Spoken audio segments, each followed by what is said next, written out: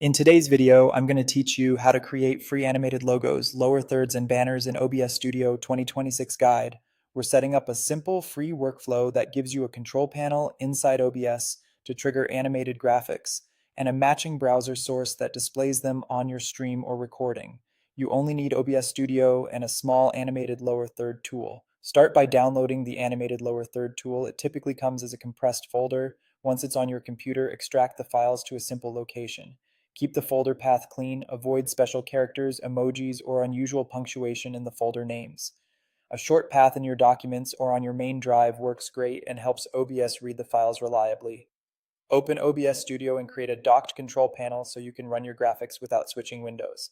Go to the menu bar, open Docs, then choose Custom Browser Docs.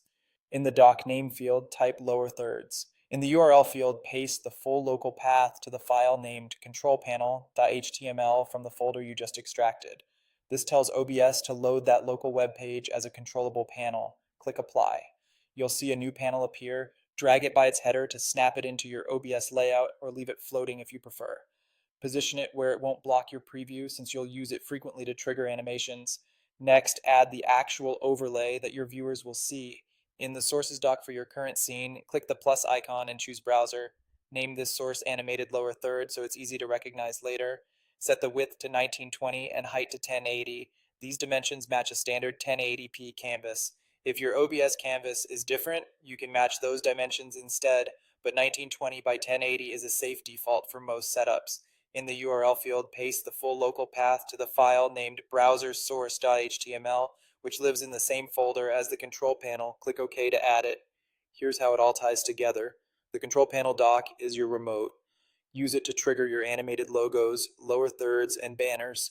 The browser source you just added is the screen display that shows those animations over your video. Keep this source above your camera or gameplay in the sources list so it isn't hidden behind other layers. Once you confirm everything appears and animates, lock the browser source to prevent accidental moves.